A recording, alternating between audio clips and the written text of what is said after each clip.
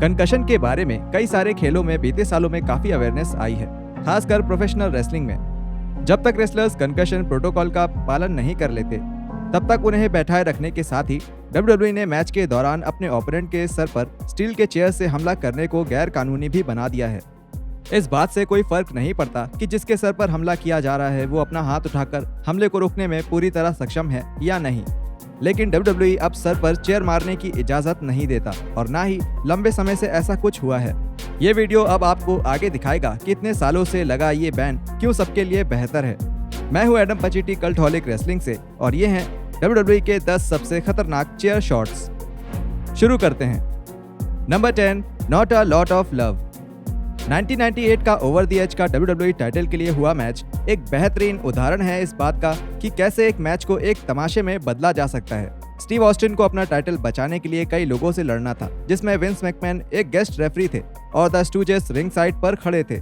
दी Undertaker भी Austin की मदद के लिए एक एनफोर्सर के तौर पर रिंग साइड पर मौजूद थे। जो हुआ वो एक परफेक्ट केओस था। ये आधा घंटा एटीट्यूड एरा को सही मायनों में दिखा रहा था, क्योंकि वो मैच अब गैर कानूनी तरीकों पर उतर चुका था, तो वहाँ चेयर से कुछ न कुछ तो होना ही था। मैच के दौरान मिक फॉली को ऑस्टिन की वजह से अपने ही स्टील चेयर सैंडविच का स्वाद चखना पड़ा, लेकिन उसके कुछ ही समय बाद उन्होंने खुद ही एक गंदा मूव मारा। जब मैकमैन ने फॉली के लिए काउंट करने के लिए इनकार कर दिया, तब ऑस्टिन ने उनका सामना किया, जिसकी वजह से फॉली को चेयर उठाने का मौका मिल गया। मैक स्टोन कोल्ड के पीछे से चेयर लेकर आए और उन्हें मारने के लिए हाथ उठाया, पर ऑस्टिन वहां से हट गए और विंस को ये सर फोड़ने वाला हमला झेलना पड़ा।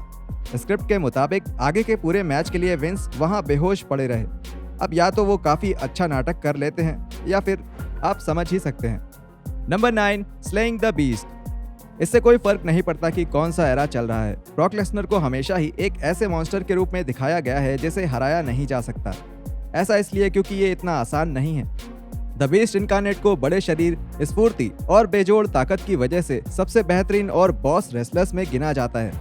2002 में WWE में आने के बाद से ही लेसनर को एक लड़ाकू रेसलर की तरह दिखाया गया है, जो अलग अलग शेप, साइज और स्किल्स वाले मिड कार्ड रेसलर्स को कभी भी मारने लगते थे।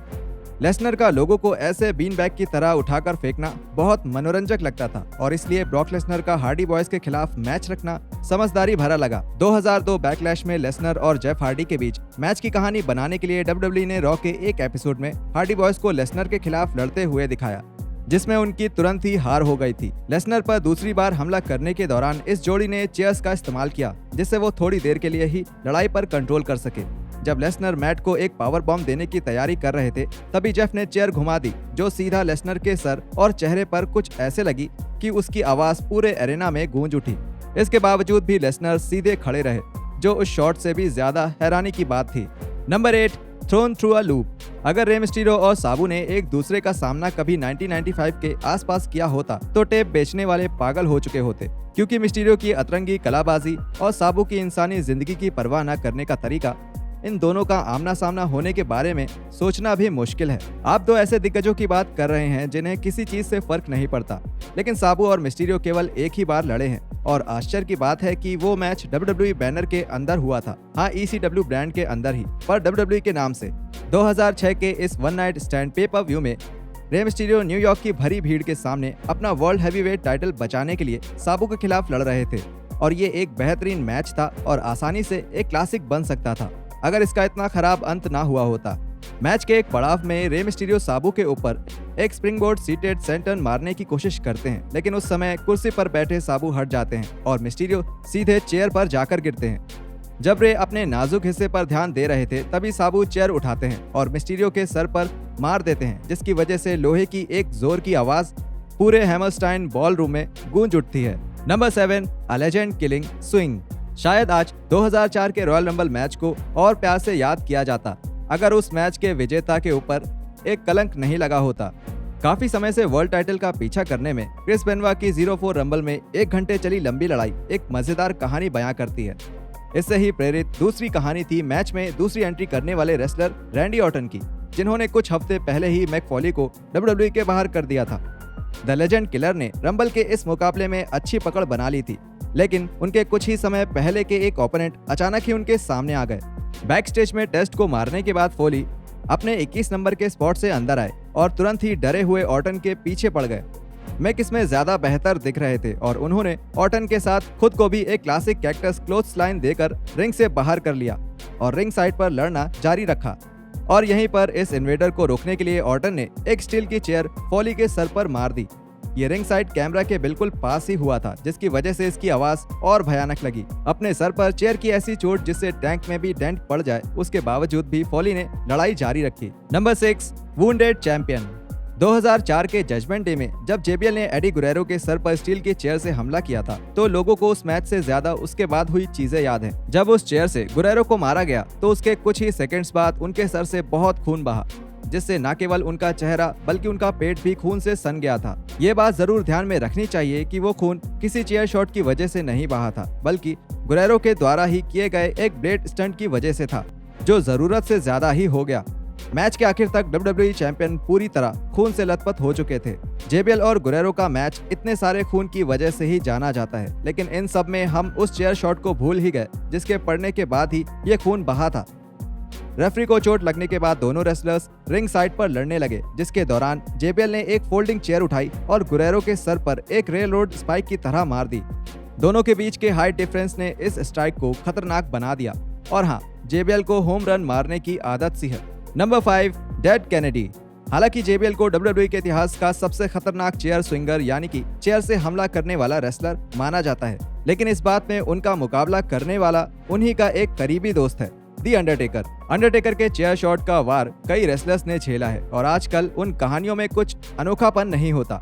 इससे थोड़ा अलग 2020 में कैनेडी ने बड़े प्यार से उस समय की बात करी जब फिलाडेल्फिया में 2006 के सर्वाइवर सीरीज में दी अंडरटेकर ने उन्हें और एक फर्नीचर के टुकड़े दोनों को ही तोड़ दिया था। कैनेडी ने उस फर्स्ट ब्लड मैच में जीत हासिल करी थी, लेकिन जाहिर सी बात है कि दी अंडरटेकर अपनी हार को इतनी आसानी से कबूल नहीं करते। सही कहा ना। खून से सने हुए दी अंडरटेकर ने अपना बदला लेने के लिए एक फोल्डिंग चेयर उठाई और कैनेडी के खड़े होने का इंतजार किया और उसके बाद घुमाकर एक जोरदार चेयर शॉट मार दिया। वो चेयर शॉट इतना खतरनाक था कि वो चेयर बुरी तरह मुड़ गया और कैनेडी के गले में एक बड़े नेक टाई की तरह फंस गया। कुछ सालों बाद एक इंटरव्यू के दौरान कैनेडी ने बताया कि वो चेयर शॉट जितना बुरा दिखाया गया उतना बुरा नहीं था और उन्होंने इस बात की भी तारीफ करी कि वो चेयर किस तरह से उनके गले में आकर अटक गई। Number 4, blue vengeance. ऐसे कुछ कल्टहॉलिक फैंस हैं जो 2005 के ECW वन नाइट स्टैंड में हुए जेबीएल और ब्लू मीनी के बीच हुए हादसे पर ही अटके हुए हैं। जिनको नहीं पता उनके लिए ये कुछ ऐसा हुआ था। जेबीएल और मीनी के बीच में पहले से ही थोड़ी गर्मा गर्मी थी और दोनों की मुलाकात शो के आखिर में हुए लड़ाई में हुई, जहां जेबीएल ने तब तक मीनी को बहुत मारा जब तक ECW के दूसरे रेसलर्स ने आकर जेबीएल को बाहर नहीं कर दिया। मीनी ने इसके बाद कानूनी तौर पर इसके खिलाफ एक्शन लेने की बात करी, जिसकी वजह से अपना नाम बचाने के लिए WWE को मीनी को एक शॉर्ट टर्म कॉन्ट्रैक्ट के लिए साइन करना पड़ा। कंपनी में अपनी वापसी पर मीनी ने जेबीएल का सामना स्मैकडाउन के एक एपिसोड में किया, जो कि एक नो DQ मैच था। मीनी के BWO के साथी स्टीवी रिचर्ड्स ने जेबीएल को बिल्कुल सामने से मुंह पर एक चेयर शॉट दिया, जिसे जब जेबीएल को नापसंद करने वाले लोग देखते हैं तो वो भी चिल्ला पड़ते हैं। हालांकि बहुत लोगों को लगता है कि रिचर्ड्स ने ये जेबीएल से उस बात का बदला लेने के लिए किया जो उन्होंने उसके दोस्त के साथ किया था। रेने ड्यूप्रे के पॉडकास्ट पर रिचर्ड्स ने बताया कि पहली बात तो जेबीएल ने उन्हें बस मारने के लिए कहा था और दूसरा, उन दोनों के बीच के हाइट डिफरेंस की वजह से एक अच्छा और सुरक्षित शॉट मारना मुश्किल हो रहा था, जिसकी वजह से वो शॉट इतना खतरनाक दिखा। नंबर 3, शैमरॉक शेकन। आप जो भी मांगते हैं उसका ध्यान रखा कीजिए। कभी कभी ऐसा होता है कि आप कुछ मांगो और वो आपको मिल जाए। ऐसा ही कुछ समय का खेल उस चेयर शॉट में भी दिखता है जो द रॉक ने केन शैमरॉक को मारा था अपने 1998 के लंबे झगड़े के दौरान। शैमरॉक ने सालों बाद उस पल को याद किया और ये बताया कि उन्हें अपने सर के ऊपर चेयर शॉट्स लेना बिल्कुल पसंद नहीं था। जब एक स्पॉट के दौरान द रॉक को उन्हें एक चेयर शॉट मारना था, तब इस शॉट के बारे में चर्चा करते वक्त शैमरॉक ने रॉक से कहा था कि वो उन्हें चेयर से चेहरे पर मारे। शुरुआत में तो रॉक ने इस बात से मना किया, लेकिन बाद में शैमरॉक ने उन्हें ये कहकर मना लिया कि अगर वो ऐसा नहीं करते तो ये शॉट उतना अच्छा नहीं दिखेगा। लेकिन इस शॉट को अच्छा दिखाने की ज्यादा जरूरत नहीं पड़ी, क्योंकि रॉक ने सीधे शैमरॉक के चेहरे पर चेयर शॉट मारा और उन्हें यह सच में जोर से लग गया। इस हमले से पहले शैमरॉक रॉक को उकसाते हुए दिखे थे, जो उन्होंने बाद में बताया कि उस इशारे से वो रॉक को अपनी बात याद दिला रहे थे। इस शॉट के बाद शैमरॉक बताते हैं कि उनका सबसे पहला ख्याल था कि शुक्र है कि मैं जिंदा हूँ। Number 2, twisted metal.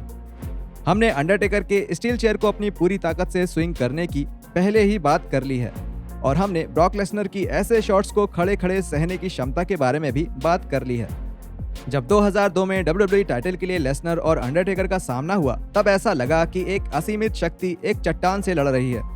मेरा मतलब वो केफेब स्लैश स्टोरी लाइन के हिसाब से ही था। लेकिन उस मैच में जब स्टील चेयर को लगाया गया तो ये तय था कि या तो आज अंडरटेकर इस हथियार के साथ ब्रॉक का नामो निशान मिटा देंगे या फिर ब्रॉक उस चेयर को अपने सर पर खाकर टुकड़ों में कर देंगे। असल में दोनों ही हुआ था। अंडरटेकर और लेसनर लड़ते हुए इतने घायल हो गए कि दोनों को ही डिस्क्वालीफाई कर दिया गया, जिसकी वजह से 4 हफ्ते बाद ही दोनों के बीच एक और यादगार मैच हुआ जो एक हेल इन अ सेल मैच था। इस बिना नतीजे के मैच से पहले दोनों रेसलर्स लड़ रहे थे, जिसके बाद रेफरी के घायल होते ही लेसनर के मैनेजर पॉल हेमन ने एक स्टील का चेयर आगे रख दिया।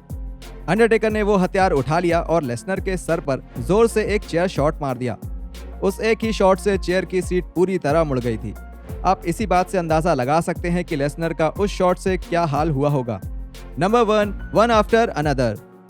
इस लिस्ट में ऐसे चेयर शॉट्स होंगे जो इन सबसे ज्यादा खतरनाक लग रहे हों, लेकिन इसका पूरा जायजा लेने के लिए किसी को 1999 के रॉयल रंबल मैच से दूर जाने की जरूरत नहीं है, जब मैनकाइंड ने द रॉक के खिलाफ आई क्विट मैच में अपना WWE टाइटल डिफेंड किया था।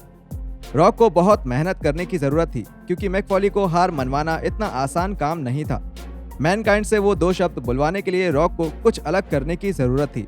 इसके बाद जो हुआ वो प्रो रेसलिंग के इतिहास का सबसे बदनाम सीक्वेंस था। इस मैच में रॉक को फोली के हाथ पीछे बांधकर उनके सर पर लगातार 10 बार चेयर शॉट्स मारते हुए देखने का ड्रामा और मेहनत भी है, और वहीं मैक फॉली का हार ना मानने का जज्बा और रॉक की हर शर्त पर जीतने की जिद भी। इसने कहानी तो बहुत अच्छी बनाई, लेकिन इससे उनके शरीर पर पड़ा प्रभाव भी उतना ही दर्दनाक था। 1999 के डॉक्यूमेंट्री बियॉन्ड द मैट ने इस मैच के बाद बैक स्टेज की कई बातों को दर्शाया है, जिसमें मैच के दौरान मैक फॉली का परिवार उन्हें इस कष्ट में देखते हुए भी नजर आए हैं। अब आप इन सभी शॉट्स को लिस्ट में लगाने के नंबर के बारे में चर्चा कर सकते हैं, लेकिन बिना किसी शक के 1999 के रॉयल रंबल मैच में द रॉक और मैक फॉली के ये चेयर स्ट्राइक्स दिमाग में सबसे पहले आते हैं।